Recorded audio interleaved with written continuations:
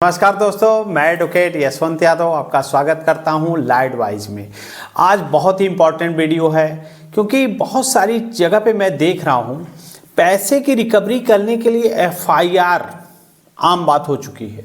अगर आप किसी से पैसा ले लिए हैं और नहीं दे पा रहे हैं तो उस कंडीशन में पुलिस के द्वारा पुलिस से सेटिंग करके, मैं सेटिंग करके कह रहा हूँ कि पुलिस से सेटिंग करके भी 138 के केस में तो बहुत सारा समय लगता है। लेकिन कहीं कहीं पे मैंने देखा है पैसे के लेन देन में एफआईआर दर्ज कर दी जा रही है, और एफआईआर जो दर्ज की जा रही है, देखिए 138 का केस कर लेंगे तो ये तो सिविल का मैटर है, इसमें काफ़ी लंबा समय लगेगा, न जाने कितना समय लग जाएगा। इसलिए कहीं कहीं मैंने देखा वित्तीय लेन देन में पुलिस ने एफआईआर दर्ज कर रही है और एफआईआर कर दे रहे हैं। तो उसमें माननीय सुप्रीम कोर्ट ने क्या कहा है? माननीय सुप्रीम कोर्ट ने कहा है वित्तीय लेन देन में क्रिमिनल केस नहीं हो सकता। पैसे के लेन देन में, वित्तीय लेन देन में क्रिमिनल केस नहीं हो सकता। लेकिन ऐसे ऐसी केसेस हो रहे हैं कि एफआईआर दर्ज कर रहे हैं। आपने किसी से लोन लिया, उसमें 420 का केस, 406 जो कि बीएनएस की धारा 316 तो 318 में कर दे रहा है। तो मैं आपको बता दूं, यदि आप लोन लिए हैं और डिफॉल्ट किए, नहीं दे पा रहे हैं, तो सबसे पहले तो आपको पता चल जाता है कि मैं अब लोन की ईएमआई नहीं दे पाऊंगा, क्योंकि लोन तो आपने लिया था। किसी विषम परिस्थिति के कारण आज स्थिति यह है कि लोन की ईएमआई नहीं दे पा रहे हैं। तो सबसे पहले कंपनी को एक इन्फॉर्म करने के लिए लीगल प्रायर नोटिस जरिए रजिस्टर्ड डाक एडवोकेट के माध्यम से आपको जरूर दे देना है। क्यों? क्योंकि आप अपनी परिस्थिति से उनको अवगत करा दीजिए कि मेरी ये कंडीशन है, मैं नहीं दे पा रहा हूँ, क्या कंडीशन है, क्या प्रोसेस है, क्या तरीका है, सब कुछ उसमें लीगल प्रायर नोटिस में मेंशन होगा। और लीगल प्रायर नोटिस जरिए रजिस्टर्ड डाक जाएगा और एडवोकेट के माध्यम से जाएगा, स्पीड पोस्ट जाएगा, ताकि उसकी ट्रैकिंग आईडी निकाल के आप बता सकें कि मैंने कंपनी को इन्फॉर्म कर रखा है। तो मैं बता दूं, आपको अगर लोन लिए हैं, डिफॉल्ट किए, नहीं दे पा रहे हैं, तो कंपनी को लीगल प्रायर नोटिस तो जरूर दीजिए। और लास्ट तक ये वीडियो देखिए ताकि आपको अपने राइट्स और अधिकार पता चल सके क्या है। देखिए बहुत सारे लोग 420 और 400 की धारा में जो कि एफआईआर दर्ज हो जा रही है, उनको जेल में भी जाना पड़ रहा है क्योंकि उनके नाम पे एफआईआर दर्ज चुका है। वित्तीय पैसे की लेन देन में उनके ऊपर केस हो चुका है। तो एफआईआर करा देते हैं। होता क्या है, देखिए 138 चेक बाउंस का केस में बहुत समय लगता है, टाइम टेकन होता है। तो कंपनियां क्या, कोई भी इंडिविजुअल आदमी भी होता है, एफआईआर दर्ज कर देता है 420 और 406 की धारा में। तो सुप्रीम कोर्ट ने साफ साफ ये कह दिया है, साफ साफ शब्दों में ये कह दिया है कि एक चीज जान लीजिए, तो ट्रेंड चल चुका है कि आप मेरा पैसा नहीं, किसी ने मुझे पैसा दिया, मैं नहीं दे पाया, तो उसके ऊपर ट्रेंड चल चुका है कि सिविल केस को क्रिमिनल में बदल दिया जाए, कि सिविल केस ना करके इनके ऊपर क्रिमिनल केस कर दिया जाए। 420 धोखाधड़ी, अमानत में खयानत 406, जिसकी बीएनएस की धारा 316 और 318 हो गई है। आपने किसी से लोन लिया, किसी से पैसे लिए, नहीं दे पा रहे हैं, तो धोखाधड़ी का केस, एफआईआर दर्ज हो जा रही है, पुलिस आ जा रही है, घर पे आ जा रही है, बदतमीजी माने बदनामी हो रही है, आपके मानसिक हनन हो रहा है, मानसिक हरासमेंट हो रहा है। तो एक चीज मैं बार बार आपको बता दूं, पैसे के लेन देन में क्रिमिनल केस नहीं होता है। माननीय सुप्रीम कोर्ट के जजमेंट भी है इसके साथ। क्या आपने लोन लिया है, डिफॉल्ट कर गए, नहीं दे गए, पैसे का लेन देन है, पैसे के लिए आप कोई क्राइम है? अच्छा ये बताइए, सब लोग कमेंट में बताइए, पैसे के लेन देन में एफआईआर दर्ज होती है? हाँ या ना में आप जवाब दीजिए। इतने दिन से वीडियो देख रहे हैं, मैंने कई बार बता रखा है, क्या पैसे के लेन देन में क्रिमिनल केस होता है? हाँ या ना, यस या नो में आप जवाब दीजिए, क्योंकि मुझे सबका जवाब भी देखना है। क्या आपको इतना पता है कि राइट्स है? लेकिन पैसे के देन में कहीं कहीं क्रिमिनल केस हो जाते हैं। 420 में, 316, 318 में। आप लोग के अभी हमारे पास एक दिल्ली से फोन आया, हमारे क्लाइंट थे, उन्होंने कहा सर मेरे पे 316, 318 की केस हो गई, कलकत्ता कोर्ट में हो गया। तो एक चीज मैं बता दूं, माननीय सुप्रीम कोर्ट के जजमेंट की कॉपी को अटैच करते हुए कंपनी को मेल कर दीजिए, स्पीड पोस्ट कर दीजिए कि वित्तीय लेन देन में क्रिमिनल केस नहीं होता, पैसे का लेन देन है। लेकिन उसमें कहाँ 316 318 आ गया। लेकिन ये कहीं कहीं ऐसे ऐसे FIR हो जा रहे हैं जो कि वित्तीय लेन देन में क्रिमिनल केस नहीं होता। माननीय सुप्रीम कोर्ट ने साफ शब्दों में कहा है और उसकी जजमेंट की कॉपी चाहिए तो मैं आपको प्रोवाइड करना दूंगा। और रिकवरी एजेंट से डरने की जरूरत नहीं है, क्योंकि इनका काम देखिए, रिकवरी एजेंट होता है कमीशन बेस पे होते हैं, इनका कोई सैलरी नहीं होता। ये आपको डराएंगे धमकाएंगे, लीगल इनलीगल हर काम कर रहे हैं, यहाँ तक कि सेटलमेंट लेटर भी फर्जी दे देते हैं। तो फर्जी सेटलमेंट लेटर पे आप पैसे दे देते हैं तो वो पैसे ब्याज पेनल्टी और जुर्माने में चले जा रहे हैं, उसके बाद आपसे फिर रिकवरी हो रही है। ये मैटर ही सिविल का है लेकिन इनको क्रिमिनल बनाया जा रहा है। तो मैं बता दूं, वित्तीय लेन देन में जब क्रिमिनल केस नहीं होता तो ये मैटर ही सिविल का है। अच्छा, किसी के पास लोन लिया, डिफॉल्ट किया है, किसी के नाम पे FIR हुआ है? FIR हुआ तो बताइए, मैं उसका केस देख लूंगा। हाँ, FIR अगर हुआ है तो उसको खारिज कराऊंगा, क्योंकि माननीय सुप्रीम कोर्ट ने कहा है वित्तीय लेन देन में क्रिमिनल केस नहीं होता। और कंपनी को आपने लोन लिया, डिफॉल्ट किया, पहला काम आप लीगल प्रायर नोटिस दे दीजिए। उसके बाद कंपनी आपको रिकॉल नोटिस दे रही है, आपका एक EMI डिफॉल्ट हुआ, कॉल आनी शुरू हो जाएंगी। दूसरी EMI डिफॉल्ट, थोड़ी हार्ड कॉल आनी शुरू हो जाएंगी। उसके बाद तीसरी EMI डिफॉल्ट हुआ, आपका अकाउंट को NPA में डाल देंगे, नॉन परफॉर्मिंग एसेट, माने आपके पैसे से बैंक को कोई लाभ नहीं होता है। चाहे आपका सिक्योर्ड लोन हो चाहे अनसिक्योर्ड हो, लीगल प्रायर नोटिस आप जरूर दे दीजिएगा। और लीगल प्रायर नोटिस 10-10 पेज का होगा, 10 पेज, 11 पेज, 12 पेज का एकदम मजबूत ड्राफ्ट कंपनी को एक दे दीजिए। उसके बाद NPA के बाद अगर आपके पास रिकॉल नोटिस आती है, रिकॉल नोटिस का मतलब होता है मैं आप कंपनी को इन्फॉर्म करती है कि अब मुझे आपसे कोई मतलब नहीं, आप मेरे पूरे पैसे वापस करिए। एक EMI तो दे नहीं पा रहा है, वो पूरे पैसे की डिमांड कर रहे हैं, पूरे पैसे उनको वापस चाहिए। रिकॉल नोटिस का आप जवाब दीजिए। उसके बाद डिमांड नोटिस आएगा, कितने पैसे चाहिए, मुझे डिमांड कर रहे हैं, मुझे पैसे चाहिए, डिमांड नोटिस का जवाब दीजिए। उसके बाद एक होता है आर्बिट्रेशन की नोटिस। आर्बिट्रेशन मतलब होता है कि रिटायर्ड जज, सीनियर अधिवक्ता, रिटायर्ड जज, और जो जिस दिन से रिटायर्ड हो जाता है उसकी शक्तियां उसी दिन समाप्त हो जाती है। रिटायर्ड जज मतलब कोर्ट में बहुत ज्यादा केसेस ना जाए उसके लिए समझौते के लिए, कोर्ट के बाहर समझौते के लिए ये आर्बिट्रेशन की प्रक्रिया की जाती है। आर्बिट्रेशन मतलब आपसी सहमति से, माने रिटायर्ड जज, सीनियर अधिवक्ता या gazetted officer, retired gazetted officer आपकी बातों को सुनेंगे, एक दूसरे को समझेंगे। उसके बाद जो सेटलमेंट का ऑफर रहेगा, जो अवार्ड जिसको कहते हैं, अवार्ड पास करेंगे, हाँ, दोनों की समझ से। लेकिन आर्बिट्रेशन की प्रक्रिया लॉफुल होनी चाहिए। ऐसा नहीं कि रिटायर्ड वो जो बैंक है अपने आप से ही रिटायर्ड जज को इन्फॉर्म कर दिया या फिर मैंने नियुक्त कर दिया, ऐसा नहीं है। आर्बिट्रेशन की प्रक्रिया दोनों की सहमत से होनी चाहिए, और जो आर्बिट्रेटर नियुक्त होते हैं रिटायर्ड जज, दोनों उस पर सहमत होंगे तब तो ठीक है। और अगर सहमति नहीं है तो उनके द्वारा पास किया गया आर्बिट्रेशन की नोटिस, आर्बिट्रेशन का अवार्ड 0 शून्य मान लिया जाएगा। उसके बाद अगर आपने आर्बिट्रेशन का नोटिस आता है, नहीं आपको उस पर आपत्ति है, तो आप उस पर ऑब्जेक्शन लेटर माननीय सुप्रीम कोर्ट के जजमेंट के साथ दे दीजिए, ताकि ये चीज हो जाए कि आर्बिट्रेशन की प्रक्रिया दोनों की सहमति से होती है। मेरी सहमति जब नहीं है तो आर्बिट्रेशन कैसे पास हो सकता है, आर्बिट्रेशन की प्रक्रिया कैसे स्टार्ट हो सकती है।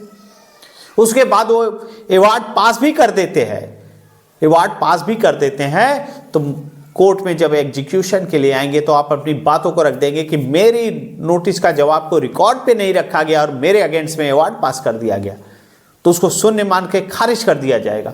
आर्बिट्रेशन की प्रक्रिया नहीं चल पाएगी। तो आर्बिट्रेशन की नोटिस आती है, सेक्शन 21 का नोटिस आता है, सेक्शन 17 का, कोई भी नोटिस आती है, solve arbitrator notice, arbitrator appointment की नोटिस आए तो आपको ऑब्जेक्शन जरूर देना है। ऑब्जेक्शन के बाद अगर कंपनियां मैक्सिमम क्या कर सकती है, कंपनियां मैक्सिमम लोन लिए डिफॉल्ट के नहीं दे पा रहे तो क्या कर सकती हैं? Section 25 payment and settlement act section 25 का केस होता है, एक EMI का एक केस होता है, सेम डे बेल हो जाती है, कलकत्ता में हो, अहमदाबाद में हो, जयपुर में, कहीं भी हो, मैं आपको एडवोकेट प्रोवाइड करा दूंगा, बेल करा दूंगा। सेम डे बेल हो जाती है। क्यों? क्योंकि एक ईएमआई का एक केस होता है, उसके बाद एक ईएमआई का आप डीडी बनवा करके आप क्लोज कराना चाहेंगे, वो केस को क्लोज करा देंगे। उसके बाद 316 और 318 का जो केस फाइल हो रहा है, मैंने देखा है, जो कि माननीय सुप्रीम कोर्ट ने कहा वित्तीय लेन देन में क्रिमिनल केस हो ही नहीं सकता, तो उस कंडीशन में ऐसा हो क्यों रहा है? कंपनियां ऐसा कर क्यों रही हैं? वित्तीय लेन देन, पैसे के लेन देन में कहां क्रिमिनल केस हो गया? तो कंपनी को एक मजबूत ड्रॉप दे करके केस को खारिज करने के लिए अपील करी, और उसके बाद कोई दिक्कत हो, समस्या हो, परेशानी हो, रिकॉल नोटिस हो, डिमांड नोटिस हो, आर्बिट्रेट किसी प्रकार का नोटिस हो, हमारा नंबर है, आप हमसे संपर्क कर सकते हैं। और रही बात रिकवरी एजेंटों की, बहुत सारे क्लाइंटों का फोन आता है, मैं भी सुनता हूं कि सर रिकवरी एजेंट आ गया, आप बात करेंगे। अरे रिकवरी एजेंट आ गया, आईडी कार्ड मांगिए, विजिट लेटर मांगिए, डीआरए का लाइसेंस मांगिए, होम विजिट लेटर है तब तो बात करिए। क्यों बात कर रहे हैं इनसे, थर्ड पार्टी रिकवरी एजेंटों से? डायरेक्ट तो ये बैंक के होते भी नहीं है। कहीं कहीं तो मैंने देखा ये फर्जी रिकवरी एजेंट कमीशन बेस पे होते हैं, केवल अपने कमीशन के लिए परेशान है। एक ईएमआई दे दीजिए, अरे नहीं है तो नहीं है। एक ईएमआई देने का क्या मतलब है? क्यों ऐसा कह रहे हैं? क्योंकि कमीशन बेस पे है, उनको पैसे देंगे, उनको कमीशन हो जाएगा। वो तो कह रहे हैं नहीं, अपने अकाउंट में ही डालिए। अरे पैसे हैं तो दीजिए, नहीं है तो कहां से कोई कर पाएगा? लेकिन इतना मेंटली हरासमेंट, मेंटली टॉर्चर, मान सम्मान खराब कराना, ऊंची आवाज में बात करना, गाली गलौज करना, क्या इनका राइट्स है? तो इनका राइट्स नहीं है, नहीं कर सकते। देखिए कभी कभी थोड़ा सा मन दुखी हो जाता है, इसलिए क्योंकि कुछ खबर सुनने को मिल जाता है, कुछ न्यूज ऐसी सुनने के मिल जाता है कि रिकवरी एजेंटों के कारण आज कुछ लोग इस दुनिया में नहीं है। उनके मन में इतने गलत विचार आ गए, इतने तक आ गए कि उन्होंने आत्महत्या तक करने के लिए सोच लिया। तो ऐसे विचार अगर मन में आते हो तो बिल्कुल खत्म कर लीजिए, क्योंकि देखिए मुझे भी कहीं कहीं थोड़ी सी तकलीफ इस बात की होती है।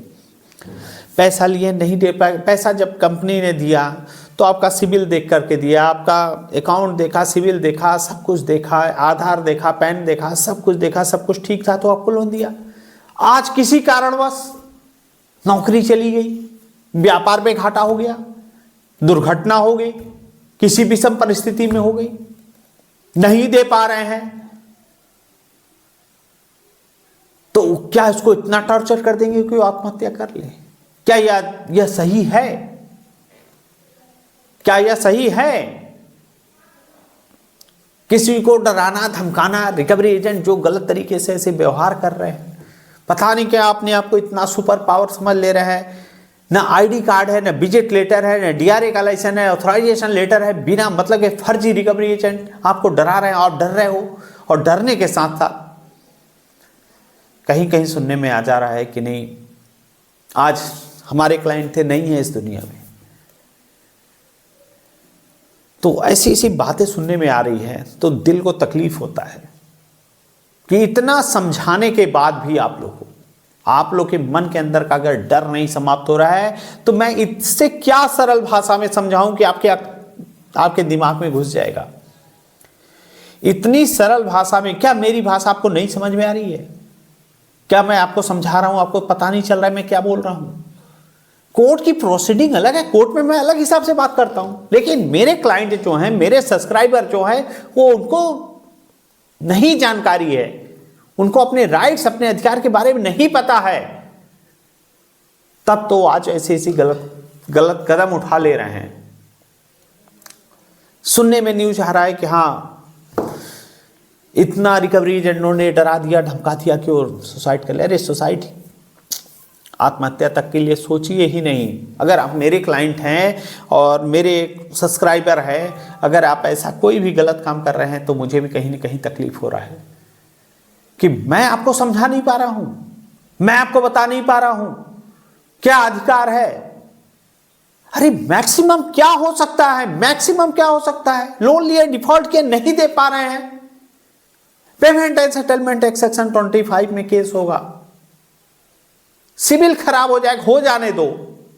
सिविल खराब हो रहा है, हो जाने दो, कोई जरूरत नहीं। एक सिबिल बचाने के लिए, एक लोन को चुकाने के लिए दूसरा, दूसरे को चुकाने के लिए तीसरा, चौथा, पांचवा, छठवां, 10वां, 15, 15, 20, 20 लोन में फंस जा रहे हैं। और उसके बाद रिकवरी एजेंट, हरासमेंट कॉल, ये क्यों डर रहे हो? नहीं, स्टॉप लॉस, रुक जाओ। सेटलमेंट का ऑफर आएगा, सेटलमेंट कर लो। पैसे हैं तो इनके पैसे दे दो, नहीं है तो जो प्रोसेस है, जो प्रक्रिया है, जो तरीका है वो करते रहिए। लेकिन अपनी जीवन लीला समाप्त करने के लिए मत सोचिएगा, क्योंकि आप समाप्त कर लेंगे उसके बाद आपके परिवार, बच्चे का क्या होगा, किस परिस्थिति में होंगे। तो बड़ी तकलीफ होती है जब ये सब खबर सुनने को मिलता है। और लोन के लिए पता नहीं कितने लोग ने डिफॉल्ट करके आया और कितने लोगों ने आत्महत्या कर ली। कुछ ऐसी ऐसी चीज़ें सुनने को आ जाती है तो दिल में तकलीफ होती है कि इतना समझाने के बाद भी पैसे के लेन देन में क्रिमिनल केस नहीं होता। अगर मैक्सिमम हो रहा है पेमेंट एंड सेटलमेंट, सेक्शन 25 का केस होगा, सेम डे बेल हो जाएगी, मैं बेल करा दूंगा, सेटल क्लोज हो जाएगा, सेटलमेंट का ऑफर आएगा, क्लोज हो जाएगा। आज परिस्थिति खराब है, कल सही हो जाएगी। 316, 318 में माननीय सुप्रीम कोर्ट ने कहा है पैसे के लेन देन में एफआईआर नहीं होता है, क्रिमिनल केस नहीं है। क्या आपको अपराधी बना दिया जाएगा, आपको जेल हो जाएगी, आपको ये हो जाएगा? ऐसा कुछ नहीं है। आपको जेल का कोई प्रावधान नहीं है। जेल तब होगी जब सेक्शन 25 का नोटिस आया, आपने रिकॉल सम्मन आया, नहीं गए, रिकॉल सम्मन के बाद नोटिस आया, नहीं गए, बीडब्ल्यू हुआ, नहीं गए, एनबीडब्ल्यू हुआ, नहीं हुआ, भगोड़े हो गए, तब होगा ना, तब जेल का प्रावधान है। आप सम्मन आ रहा है हमें भेज दीजिए, मैं देख करके वेरीफाई कर दे रहा हूँ, आगे का प्रोसेस करा दो रहा, बेल करा दे रहा हूँ। पूरी दिक्कत समस्या पर क्यों डर रहे हैं आप? लिए कलकत्ता दूर है, कलकत्ता में पता नहीं क्या। अरे मैं हूं, जो प्रोसेस होगा, जो तरीका होगा, जो करना होगा, मैं हूं, मैं कर दूंगा, सेम डे बेल हो जाएगी। सेक्शन 25 का केस है। डरे घबराए नहीं, अपने राइट्स को, अपने अधिकार को जाने। और कभी भी मन में कोई गलत विचार आता हो, मेरा नंबर है, एक बार हमसे कॉल कर लीजिएगा। हो सकता है हमारी टीम हमसे आपसे बात करे, कह दीजिए सर से मुझे बात करानी है, मेरा पर्सनल नंबर आपको प्रोवाइड करा देंगे। एक बार बात कर लीजिए, आपके मन के अंदर का डर न समाप्त कर दिया था। और ये फर्जी रिकवरी एजेंटों से डरने की ज़रूरत नहीं है। लेकिन कोई भी क्लाइंट और सब्सक्राइबर ऐसी कोई गलती करता है तो मुझे तकलीफ़ होती है। और कोई दिक्कत हो, समस्या हो, परेशानी हो, मैं हूँ। जो प्रोसेस होगा, जो तरीका होगा, जो करना होगा, करेंगे। पैसे हैं तो इनके पैसे दे, नहीं हैं तो जो प्रोसेस है, जो तरीका है, जो करना है वो करिए। नोटिस आ रहा है, नोटिस का जवाब दीजिए। बेल कराने और जवाब देने के भी पैसे नहीं है तो एक बार मन से कह दीजिएगा, बता दीजिएगा सर उसकी भी स्थिति नहीं है, आज इस कंडीशन में नहीं है कि मैं बेल कराने का पैसा नहीं है, तो मैं अपनी पूरी कोशिश करूंगा कि आपकी बेल हो जाएगी। ठीक है, कोई दिक्कत, समस्या, परेशानी हो, मेरा नंबर है, आप हमसे संपर्क करिए।